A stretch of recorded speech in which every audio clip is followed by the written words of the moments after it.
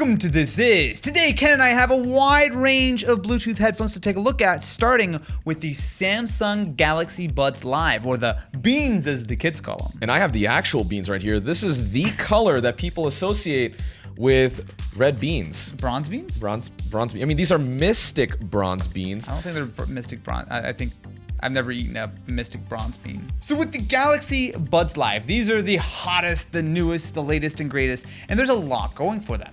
So I've been using these for about a week or so. Okay. And one of the nice things is that they're unique. So something that I will say a little bit, I don't want to say annoyed with, but the thing is, a lot of headphones look very similar, right? Like you look at like AirPods or something, you look at something like the OnePlus Buds, a lot of headphones look very, very similar. Samsung have gone a completely different way with these, and I appreciate that because there's some real advantages to these. Yeah, so where these land as far as what they actually do and who they're catered for. So there are a lot of people that like the earbud style, say like AirPods, right? Yep. Normal AirPods. So earbuds meaning no rubber tips, whatever, it's just plastic that goes in your ear. We also have the OnePlus Buds as well. Again, they look just like the AirPods. They're earbuds. They just kind of sit on your ear. And then you have like the in-ear headphone, the IEM styles that you have to take silicone tips. This is so big, man. This is so big. They are. So these are the Sony 1000X Mark IIIs. These are something that I use when I travel, thanks to the thing that's happening in the world right now. I haven't used these in a while because I haven't been traveling. But between these and the AirPods Pros, you have these in-ear headphone style where they provide some kind of seal, some kind of passive noise isolation so that they can provide the best sound possible. The thing is with the Buds Live though, even though they are that sort of traditional like kind of headphone style where you don't have like that rubber tip, they still do have active noise cancellation, which is something I know is something that a lot of people really care about, but it's an open type. These are right in the middle of the two, right? So these sit on your ear.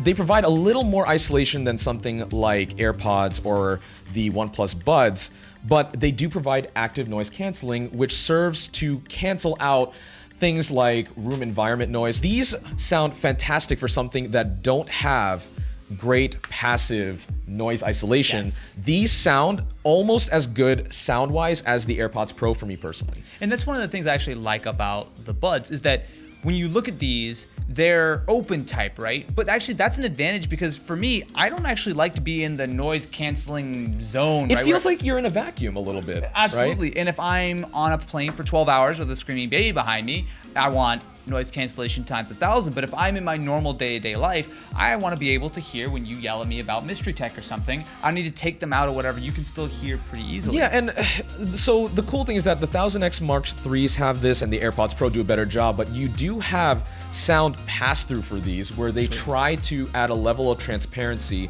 so you're not just, zoned in all the time. Right? Like that's a mode, whereas these, they're just open, right? So you can always hear, like your music still sounds good and everything, but you can still hear a little bit of the outside world, and I appreciate that. Something else I appreciate is that the case is still fairly small. Yeah. So getting into wireless Bluetooth headphones, right? For me, there are a couple of things that are very important. First of all, does it fit in your coin pocket? You know, the little coin pocket in your jeans. Same exact thing for me. Barely fits. So they're still small. So they're small, right? So this is AirPods 1, right?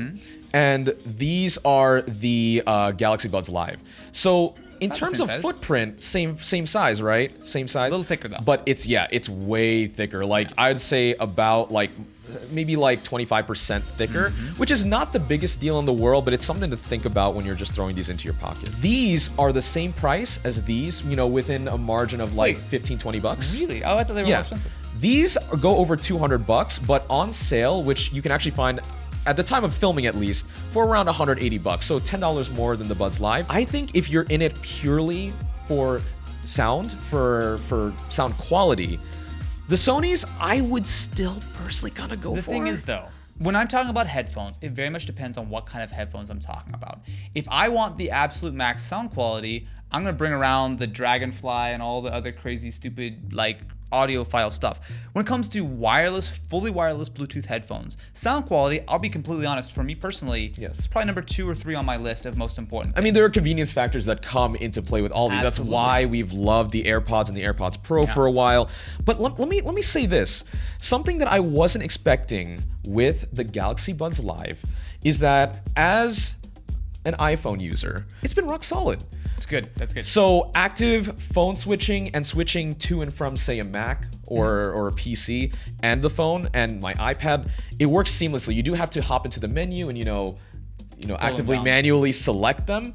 On the iPhone side, there's the Buds app as well. These are pretty good. They sound good. They have good battery life, but they're missing things like wireless charging. And importantly, the app to actually control them is exclusive not just to Android, but to OnePlus devices, which to me is a little bit... It's kind of annoying.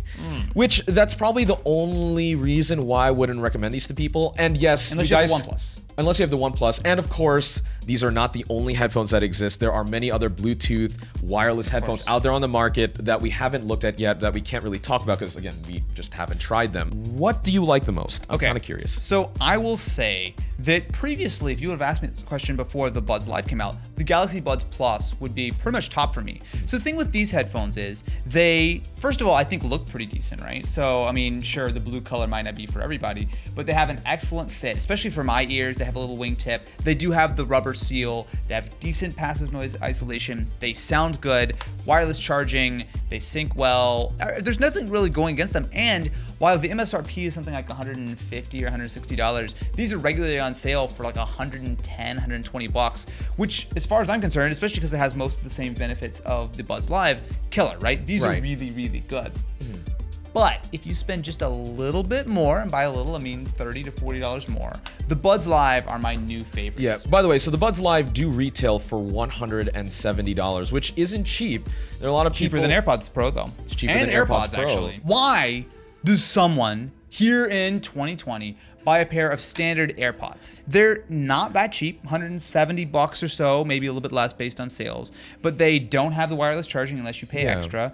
They don't sound the best. And if you're on an iPhone and you want the better experience, I would say that the extra money for the AirPods Pro is probably worth it. My biggest problem is that, so I used to recommend AirPods so much because they were convenient. You have an iPhone, you pop them open, first time syncing, the phone recognizes them right away. That was revolutionary years ago. Everyone's caught up. Absolutely. If you take the OnePlus Buds and open them up for the first time with your Android phone, they come up. Android has closed the gap on that front. Same thing with Samsung and the Buds Live. In fact, the Buds Live, every time I open them, my Galaxy phone is always like, hey, these are on, even if they're connected to the iPhone. They're like, hey, do you want to use it with this phone? We can talk about, you almost can put these four in a category and the AirPods Pro in their own, because $250 is a lot of money for headphones when, I mean, we're looking at anything from 80 to, upper 100s, right? Right.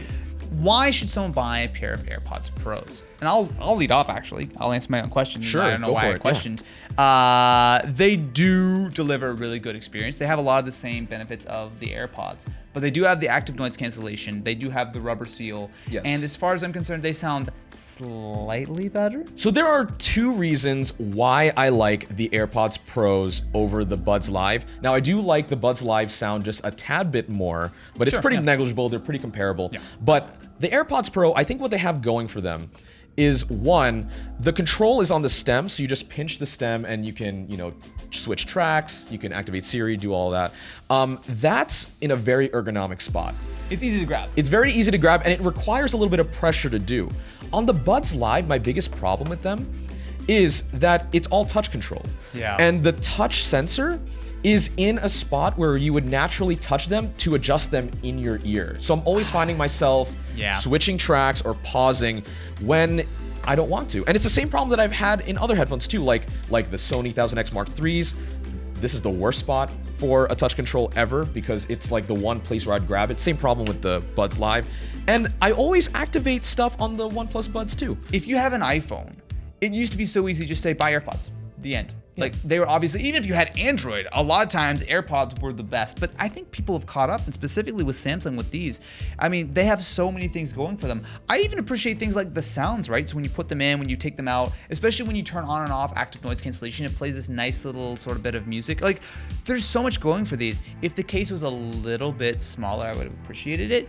But it's not a deal breaker, that, though. It's not a deal breaker at all. They're really good. Yeah. And even if you have an iPhone, I think it's actually finally worth considering going outside the AirPod ecosystem and trying some of these other headphones. Like pretty much everything on this table will work well on Android and on iPhone. This is funny is that the convenience talk was a huge thing for, AirPod and Apple fans. And as an Apple fan, I will tell you that switching from iPhone to Mac and back, not exactly the most seamless thing at all, even though that's what they're advertised to do. In fact, even before the Galaxy Buds, the Sony 1000X Mark IIIs were the fastest switching for me. Like literally instant, whenever I tick down the menu, it just knew right away that you want to listen to these headphones, there you go. We're gonna let you listen to these headphones on either device. I'm sure some of you are completely full of Apple devices with your Macs and your iPads and your iPhones, and there's nothing wrong with that. But if you have even one Android or Windows or any kind of other device in that chain, you don't have that same convenience. And that's one of the things I like about a lot of these is that they're sort of agnostic. They will work pretty well no matter what you're on. And even though I'm not exactly pairing these to 8 devices at the same time, right, it's nice to know that I could have one pair of buds to do everything if I want. If you are a very hardcore Apple user, you're totally in that ecosystem, AirPods Pro are the best option. They're the most expensive option, but they do a good job all around. There's no real flaws with the AirPods Pro, decent battery life. Everything is sort of pretty solid there. But as soon as you get away from being pretty much exclusive to Apple, I think you throw away AirPods Pro, you throw away the standard AirPods, and even something like the OnePlus Buds are great if you're a OnePlus user or someone who's a little bit on the more budget side. But to me, it really comes down to the Buds Plus and the Buds Live. I think Samsung has really been killing the game over the last year and a half on their headphones. And it really just comes down to which style you prefer and which one you can pick up for slightly less. Yeah, no, I have no reservations there. These are probably my favorite wireless headphones that I've used in a while.